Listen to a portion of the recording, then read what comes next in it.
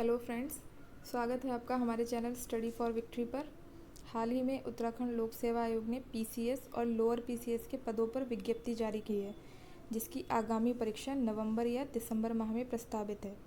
उसी को ध्यान में रखकर हम पीसीएस का प्रीवियस ईयर क्वेश्चन पेपर लेकर आए हैं, जिसमें आपको आने वाली परीक्षा में प्रश्नों का अनुभव हो सके। ये परीक्षा यूकेपीएससी ने 2016 में कंडक्ट कराई थी। आइए एक एक प्रश्न को उत्तर सहित देखते हैं। पहला प्रश्न है, जेम्स एंड्रयू रैमजे भारत के किस गवर्नर जनरल का वास्तविक नाम था? 4 ऑप्शन है आपके सामने, Lord Dalhousie, Lord Canning, Lord north या फिर लॉर्ड कर्जन। तो इसका जो सही उत्तर होगा वो होगा लॉर्ड डलहौजी। लॉर्ड डलहौजी जो था वो जेम्स एंड्रयू रैमजे का वास्तविक नाम था। दूसरा प्रश्न है आपके सामने, 1857 ईस्वी के विद्रोह के समय भारत का गवर्नर जनरल कौन था? ये जब 1857 ईस्वी की क्रांति हुई थी उस टाइम पे भारत का गवर्नर जनरल कौन था, ये बताना है आपको।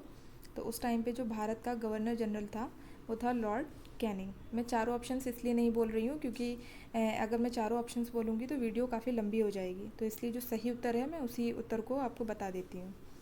तीसरा प्रश्न है, हिंदुस्तान सोशलिस्ट रिपब्लिकन आर्मी की स्थापना हुई? इसका जो सही उत्तर होगा वह है 1928 ईस्वी में। 1928 में हिंदुस्तान सोशलिस्ट रिपब्लिकन आर्मी की स्थापना हुई। चौथा प्रश्न है, निम्नलिखित में से कौन काकोरी कांड से संबंधित नहीं था? इसका जो सही उत्तर होगा वो है बी ऑप्शन, सूर्य सेन जो थे वो काकोरी कांड से संबंधित नहीं था। बाकी राम प्रसाद बिस्मिल, राजेंद्र लाहिड़ी और अशफाकुल्ला तीनों ही जो थे वो काकोरी कांड से संबंधित थे। पांचवा प्रश्न है, निम्न में से कौन उत्तराखंड की प्राचीन प्रजाति नहीं है? तो इसका जो सही उत्तर होगा वो है खासी। खासी जो है वो उत्तराखंड की प्राचीन प्रजाति नहीं है। छठा प्रश्न है, खुड़बड़ा का युद्ध हुआ था? किस सन में हुआ था खुड़बड़ा का युद्ध, ये आपको बताना है। तो इसका जो सही उत्तर होगा वो है 1804 ईस्वी में खुड़बड़ा का युद्ध हुआ था। सातवां प्रश्न है, 1946 में पर्वतीय क्षेत्र के लिए अलग प्रशासनिक भाग बनाने की मांग किसने की थी? इसका जो सही उत्तर होगा वो है बद्रीदत्त पांडे। बद्रीदत्त पांडे ने 1946 में जो पर्वतीय क्षेत्र है उसके लिए अलग प्रशासनिक भाग बनाने की मांग की थी। आठवां प्रश्न है, सिगौली की संधि हुई थी? किस सन में हुई थी सिगौली की संधि, ये बताना है आपको। इसका जो सही उत्तर होगा वह है 1815 ईस्वी। 1815 में सिगौली की संधि हुई थी। अगला प्रश्न देखते हैं हम, चमोली के रैणी गांव में किसके नेतृत्व में वन कटाई के विरोध में आंदोलन चलाया गया था? तो इसका उत्तर तो सभी लोगों को पता होगा। गौरा देवी जो थी उन्होंने गांव की महिलाओं को लेकर इस वन कटाई के विरोध में आंदोलन चलाया था। तो इसका जो सही उत्तर होगा वो है गौरा देवी। परमार वंश का संस्थापक कौन था? परमार वंश था उत्तराखंड में, तो इसका संस्थापक कौन था ये बताना है आपको। इसका जो सही उत्तर होगा वह है कनकपाल। कनकपाल जो था वो परमार वंश का संस्थापक था। 11वां प्रश्न है, निम्न में से कौन सा प्राचीन वलित पर्वत नहीं है? इसका जो सही उत्तर होगा वह है एंडीज पर्वत। एंडीज पर्वत जो है वो प्राचीन वलित पर्वत नहीं है। 12वां प्रश्न है आपके सामने, निम्न में से कौन एक मूल स्थल रूप है? इसका जो सही उत्तर है वो है ज्वालामुखी शंकु। ज्वालामुखी शंकु जो है वो एक मूल स्थल रूप है। 13वां प्रश्न देखते हैं हम लोग, सर्वाधिक तटीय अपरदन होता है? जो सर्वाधिक तटीय अपरदन होता है वो किससे होता है ये आपको बताना है। तो इसका जो सही उत्तर है वो होगा लहरों से। लहरों से जो है वो सर्वाधिक तटीय अपरदन होता है। 14वां प्रश्न है आपके सामने, वायुमंडल की सबसे निचली परत कौन सी है? तो आपको ये बताना है वायुमंडल की सबसे निचली परत कौन सी है। इसका सही ऑप्शन होगा डी, क्षोभ मंडल जो है वो वायुमंडल की सबसे निचली परत है। 15 क्वेश्चन है, पृथ्वी की भूमध्य रेखीय परिधि है लगभग? तो पृथ्वी की जो भूमध्य रेखीय परिधि है वो कितनी है ये आपको बताना है, मतलब कितनी किलोमीटर है। तो इसका सही उत्तर जो है वो है बी ऑप्शन, 40,000 किलोमीटर पृथ्वी की भूमध्य रेखीय परिधि है। 16वां प्रश्न है आपके सामने, निम्न महासागरीय धाराओं में से कौन सी प्रशांत महासागर से संबंधित नहीं है? आपको आपने ओशियंस के बारे में पढ़ रखा होगा। इंडियन ओशियंस है, पैसिफिक ओशियन है, अटलांटिक ओशियन है। तो इसमें आपको प्रशांत महासागर के बारे में बताना है, यानी कि प्रशांत महासागर को हम पैसिफिक ओशियन भी बोलते हैं। तो कौन सी धारा जो है वो प्रशांत महासागर से संबंधित नहीं है? इसका जो सही उत्तर है वो है कनारी। जो है कनारी प्रशांत महासागर से संबंधित नहीं है। 17वां प्रश्न देखते हैं हम। साप्टा दक्षिण एशियाई वरीयता व्यापार समझौता भी इसे बोलते हैं, साप्टा का गठन किस वर्ष हुआ था? तो आपको इसका सही उत्तर बताना है। इसका गठन किस वर्ष हुआ था? इसका जो सही उत्तर होगा वो है बी ऑप्शन, 1993 में साप्टा का गठन हुआ था। 18वां प्रश्न है आपके सामने। निम्न में से कौन सा एक समय की प्राकृतिक इकाई नहीं है? समय की प्राकृतिक इकाई कौन सी नहीं है, यह आपको बताना है। इसका जो सही उत्तर है वो है मानक समय। मानक समय जो है वो समय की प्राकृतिक इकाई नहीं है। अगला प्रश्न देखते हैं हम लोग। बादल परिणाम हैं, बादल किस चीज़ के परिणाम हैं, मतलब बादल किससे बनते हैं? इसका सही ऑप्शन जो होगा वो है आपका संघनन के। संघनन जो है इसका सही उत्तर है, संघनन से बादल बनते हैं। फिर है उसके बाद में अगला प्रश्न, निम्नलिखित में से कौन सा एक युग्म गलत है? गलत युग्म आपको बताना है, तो आप देख सकते हैं इसमें से कौन सा गलत युग्म होगा। इसमें जो बी ऑप्शन है वो है आपका गलत युग्म, बाकी आपके सारे ही सही युग्म हैं, यानी कि देवरिया ताल टिहरी में नहीं है। देवरिया ताल कहाँ है यह आप सर्च कर लीजिएगा। फिर एक प्रश्न नंबर 21 है, खतलिंग ग्लेशियर कहाँ स्थित है? तो 4 ऑप्शंस दिए हैं आपके सामने, आपको बताना है कहाँ पर है। इसका जो सही उत्तर होगा टिहरी गढ़वाल में। टिहरी गढ़वाल में जो है वो खतलिंग ग्लेशियर स्थित है। अगला क्वेश्चन देखते हैं हम लोग। पूर्वी धौली गंगा सहायक नदी है, पूर्वी जो धौली गंगा है वो किसकी सहायक नदी है? इसका सही उत्तर जो होगा वो है बी, काली नदी की सहायक नदी कौन सी है? पूर्वी धौली गंगा। 23वां प्रश्न है आपके सामने। उत्तराखंड राज्य के किस राष्ट्रीय पार्क को वर्ष 2016 में प्रोजेक्ट टाइगर परियोजना के अंतर्गत सम्मिलित किया गया है? तो इसका जो सही उत्तर होगा वह है आपका सी ऑप्शन, राजाजी राष्ट्रीय पार्क को प्रोजेक्ट टाइगर परियोजना के अंतर्गत सम्मिलित किया गया है। फिर अगला प्रश्न है, कलियासौड़ भूस्खलन क्षेत्र उत्तराखंड में कहाँ स्थित है? इसका सही उत्तर जो होगा वो होगा डी ऑप्शन, श्रीनगर और रुद्रप्रयाग के मध्य कलियासौड़ भूस्खलन क्षेत्र स्थित है। अगला प्रश्न हम देखते हैं। उत्तराखंड में किस वन्यजीव विहार समूह की स्थिति पश्चिम से पूर्व की ओर सही है? कौन सा ऐसा वन्यजीव विहार समूह है जिसकी स्थिति जो है वो पश्चिम से पूर्व की ओर है? तो आपको बताना है, 4 ऑप्शंस आपके सामने दे रखे हैं। इसका जो सही उत्तर होगा वो है सी, केदारनाथ, नंदा देवी, बिनसर और अस्कोट। यानी कि एक केदारनाथ वन्यजीव विहार है, नंदा देवी वन्यजीव विहार है, बिनसर वन्यजीव विहार है और अस्कोट वन्यजीव विहार है। ये जो हैं इनकी पश्चिम से पूर्व की ओर सही स्थिति है। 26वां प्रश्न है, सूची 1 को सूची 2 से सुमेलित कीजिए तथा नीचे दिए गए कोड का उपयोग करते हुए सही उत्तर चुनिए। तो आपके सामने एक सूची 1 दे रखी है, 2 आप दे रखे हैं सूची 1 में, और जो सूची 2 है उसमें आपको नदियाँ दे रखी हैं। तो आपको इसमें से सही का मिलान करना है। तो इसका जो सही उत्तर है 26वां प्रश्न है ये, इसका सही उत्तर होगा ए। इससे आप मैच कर सकते हैं, यानी कि ए वाला जो है इसमें बिस्ट दोआब का होगा ब्यास तथा सतलज के मध्य। बारी दोआब जो है उसका होगा रावी तथा व्यास के मध्य। तीसरा है रचना दोआब, उसका होगा रावी तथा चिनाब के मध्य। और चौथा है चाज दोआब, जिसका होगा चिनाब तथा झेलम के मध्य। तो ये ए ऑप्शन जो है इसका सही उत्तर है। अब हम देखते हैं अगला प्रश्न। निम्नलिखित में से भारत में कौन जैव विविधता का एक संवेदनशील स्थान माना जाता है? कौन सा है ऐसा जो जैव विविधता का एक संवेदनशील स्थान माना जाता है? इसका जो सही उत्तर होगा वो है पश्चिमी घाट। पश्चिमी घाट जो है वो जैव विविधता का एक संवेदनशील स्थान माना जाता है। अगला प्रश्न है, कोपेन के जलवायु वर्गीकरण के अनुसार निम्न में से कौन सा उत्तरी बंगाल सहित उत्तर पूर्वी भारत का उपयुक्त वर्णन है? कोपेन के जलवायु वर्गीकरण के अनुसार बताना है आपको कि कौन सा जो है वो उत्तर बंगाल सहित उत्तर पूर्वी भारत की बात हो रही है यहाँ पे, उसका उपयुक्त वर्णन है। तो इसका जो सही उत्तर होगा वो है डी ऑप्शन, शुष्क सर्दी सहित आर्द्र उपोष्ण जलवायु। ठीक है, अगला प्रश्न देखते हैं हम लोग। 29वां प्रश्न है, सूची 1 को सूची 2 से सुमेलित कीजिए तथा नीचे दिए गए कूट का उपयोग करते हुए सही उत्तर चुनिए।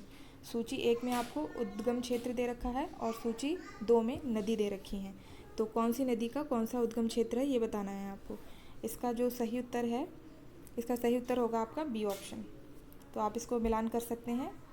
ब्रह्मागिरी पहाड़ी जो है वो आपकी कावेरी नदी जो है वो आपकी ब्रह्मागिरी पहाड़ी से निकलती है। और आपका जो वेरीनाग सोता है यहाँ से आपकी निकलती है कृष्णा, सॉरी एक सेकेंड, यहाँ से आपकी निकलती है झेलम, सही, वेरीनाग सोता से झेलम नदी निकलती है।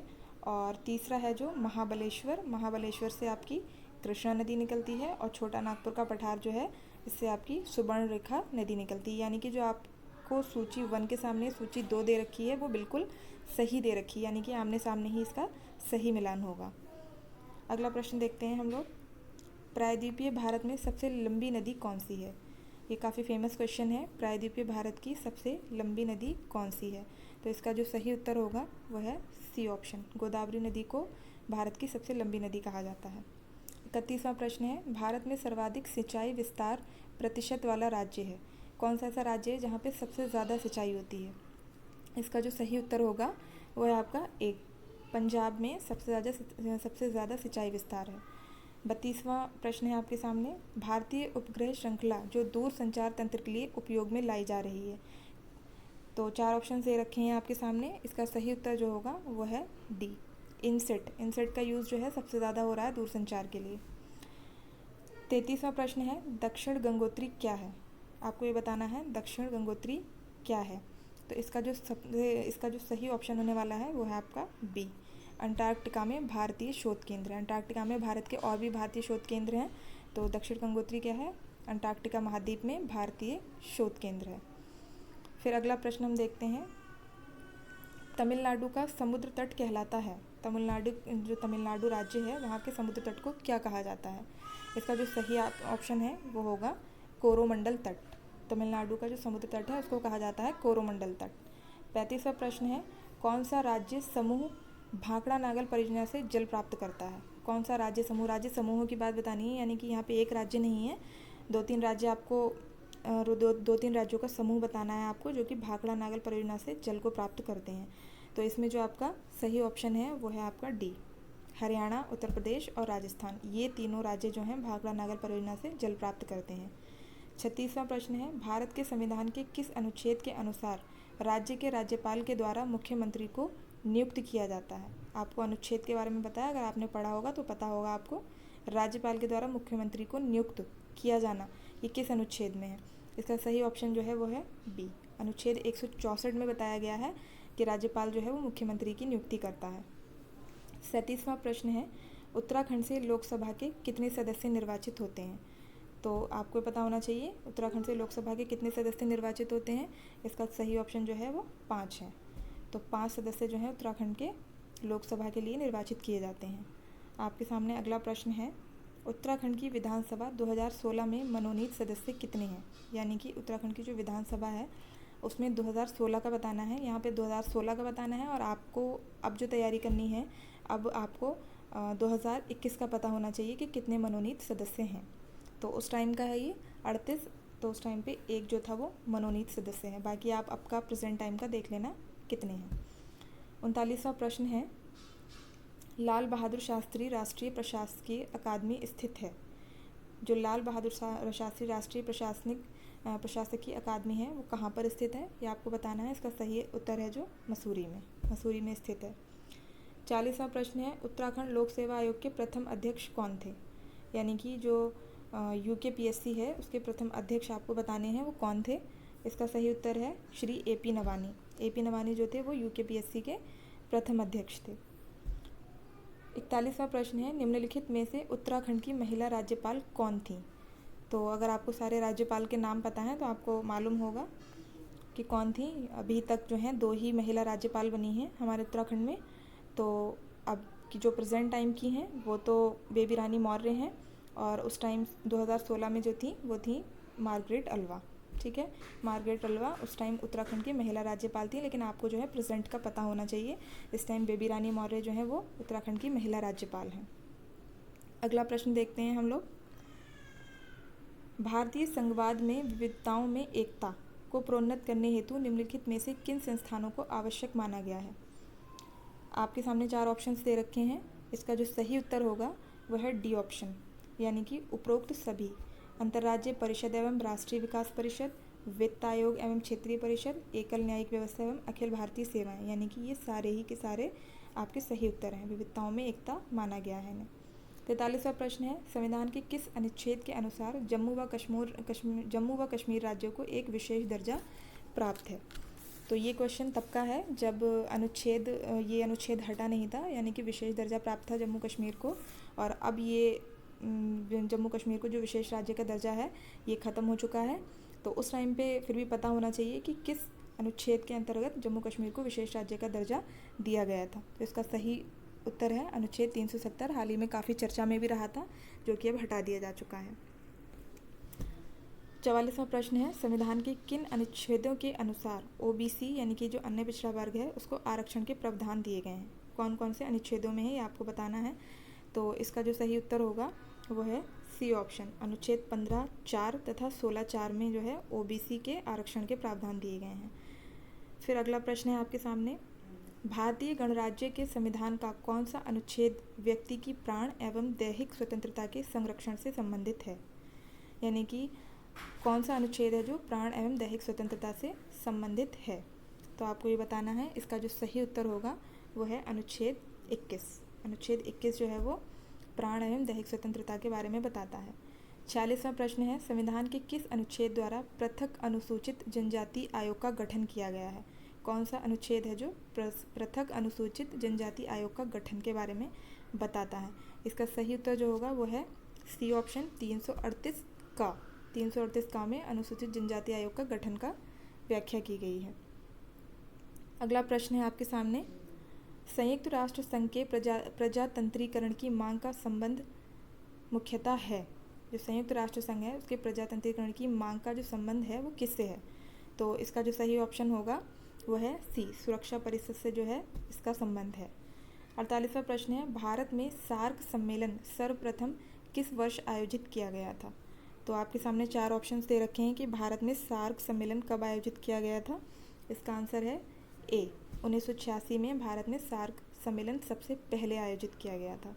अगला प्रश्न देखते हैं हम लोग, वर्ष 1997 ईस्वी में विश्व पर्यावरण सम्मेलन आयोजित किया गया था, यानी कि कहाँ किया गया था? 1997 की बात है ये, 1997 का पूछ रहा है कि विश्व पर्यावरण सम्मेलन कहाँ पे आयोजित किया गया था।